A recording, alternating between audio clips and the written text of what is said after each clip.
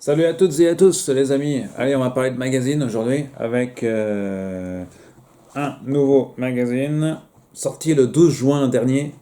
Euh, le dernier numéro en date de Rokirama. Voilà, je vais vous présenter dans un instant. Tiens, news intéressante pour ceux qui ont regardé le festival de Cannes.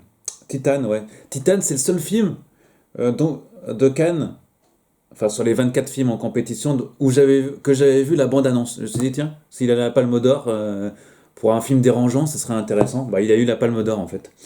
Et là, je vois qu'il fait la couverture du dernier Mad Movies. Et oui, donc Mad Movies avait flairé déjà. J'espère que. Ouais, voilà. Dans le dernier Mad Movies sorti le 9 juillet dernier, ils font la couverture sur Titan. Voilà, le film français désormais Palme d'Or à Cannes. On y reviendra très prochainement. Rokirama, donc, on revient sur le dernier numéro donc de Rokirama. Voilà, sorti le 2 juin dernier. Ouais, bonjour, ouais, quand même bien vu. Ah ouais, il aurait fallu faire ça plutôt. C'est pas évident de faire ça face à la caméra. Comme ça. Voilà. Pixar. Pixar. Voilà.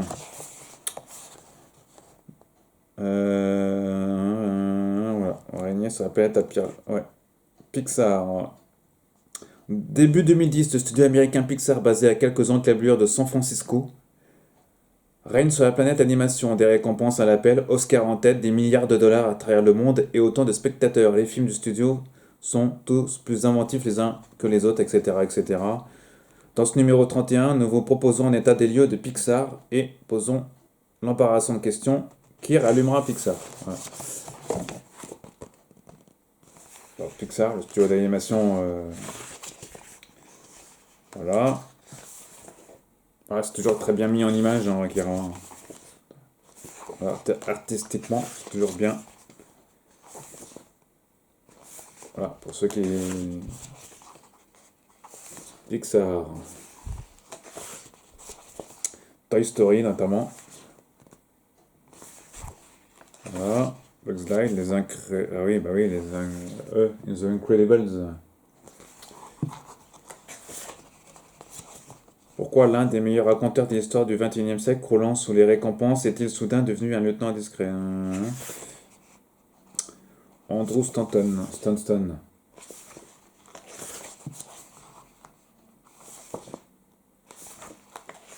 Voilà. Ça continue, le grand dossier sur le sujet. Beaucoup de films intéressants. Michael. Yes, yo, des pixels en... Des pixels. Bon là, il n'y a pas d'image, mais il y a beaucoup de texte surtout.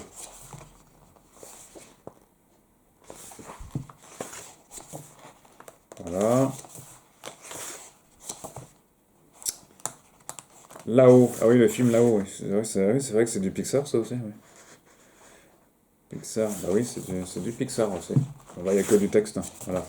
Là-haut, c'est ce film-là.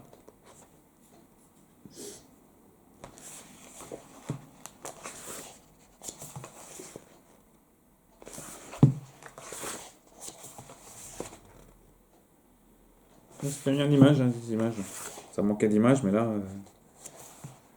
Docteur au chevet de Pixar.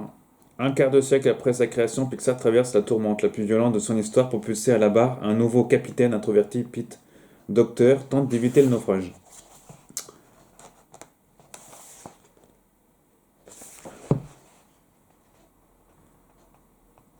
John Carter n'a pas obtenu le succès escompté. Ah oui, John Carter, ouais. Donc les derniers films n'ont pas bien marché. Et c'est vrai qu'il y a eu le Covid aussi par là, donc sachant que Pixar faisait surtout des sous-sous au cinéma, comme beaucoup de studios. Et ils sont contraints d'alimenter le service Disney+, forcément, à un moment donné.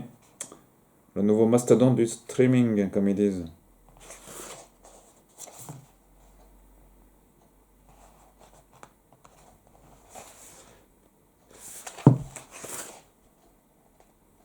Voilà, ainsi se termine combien? Un dossier qui fait quand même 55 pages. Voilà. C'est bien vu parce que là, qui rallumera Pixar, c'est bien vu, hein, en image. Excellente couverture, qui retranscrit bien le sujet. Dossier Pixar, donc 55 pages. Autre dossier, là c'est Portfolio. C'est sur quoi Lidl Design, un designer apparemment.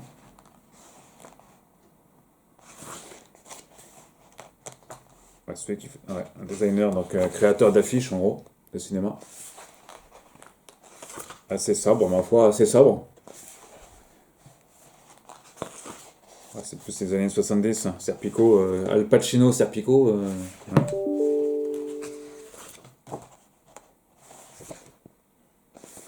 James Bond. Oh, il y a un festival d'affiches là-dedans. Ah, il a fait The Avengers aussi, l'affiche. Chapeau moment et bottes de cuir. Karim Abdul-Jabbar, le grand méchant flou. Plus rempli que le. On peut donc avoir un CV plus rempli que le short de Shaquille O'Neal. C'était voulant après l'enfermer. Voilà, on trouve ça dans ce numéro. Ça, c'est un basketteur des années 80, ça, mes amis.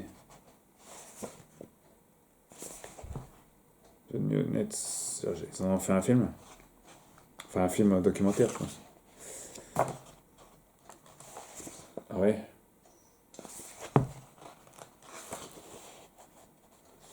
Et Bruce Lee en plus. Ensuite, on trouve un sujet sur Ocean's Eleven. Un film culte, comme vous le savez. Voilà, c'est un gars qui fait quand même 5 films. Voilà. Ouais. Ocean's Eleven. J'ai pas vu les 5 films. J'ai dû en voir que 2 moi sur les 5 films. Et demain. Alors carrément, ils sont forts dans la. 12 hommes en colère, hein. Profession démocrate. 12 hommes en colère revient sur Ricochet. J'ai pas connu ce film-là non plus. Je suis trop jeune pour avoir connu certains films. Henri Fonda, pour ceux qui connaissent. Ils reviennent sur des films vraiment très vieux. Et c'est pas plus mal. Le générique. Tour de force, un générique de Girl with the Dragon's Tattoo. David Fincher, 2011. J'ai pas vu ce film non plus. Happy Meal. Sam Raimi jusqu'en enfer. Ah oui. Ouais. Happy Meal jusqu'en enfer, le film.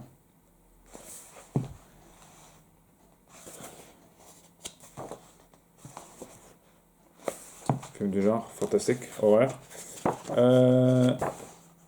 Pop poster, Spotwood 88. Ça me dit quelque chose. Randonnée pour un tueur.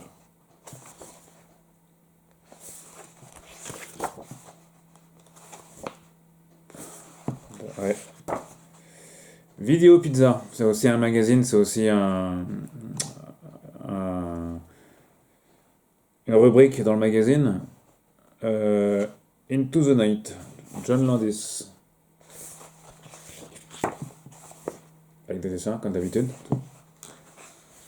Il fait la force de cette rubrique. Mes 15 films préférés. Gaspard Auger. Producteur, musicien, tout ce que vous voulez. Celui qui a fait le film culte Rubber.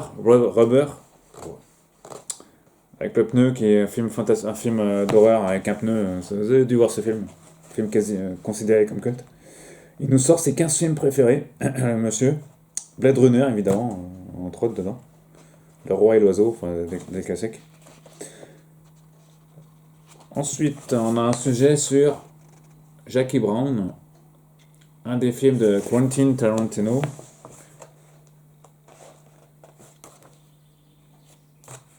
Voilà, un des films cultes de Tarantino. Le film culte de Tarantino.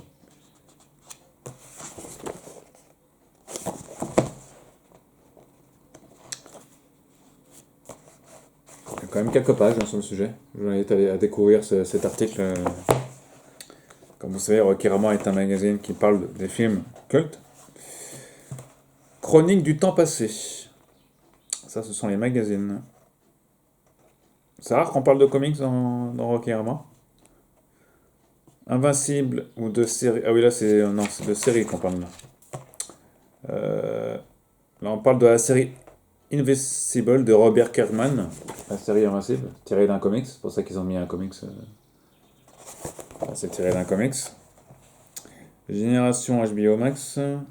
The Big Goodbye. Ça, c'est un film de Roman Polanski, entre autres. David Fincher. Alors, il y a les Kiss Kiss Bomb Bunker qui sont remerciés. Voilà. Est-ce qu'ils ont mis par ordre alphabétique? Non. Bon. Plonger dans l'univers de Wes Anderson. Ah, okay. Sorti un bouquin sur Wes. Encore un bouquin sur Wes Anderson. Eh oui.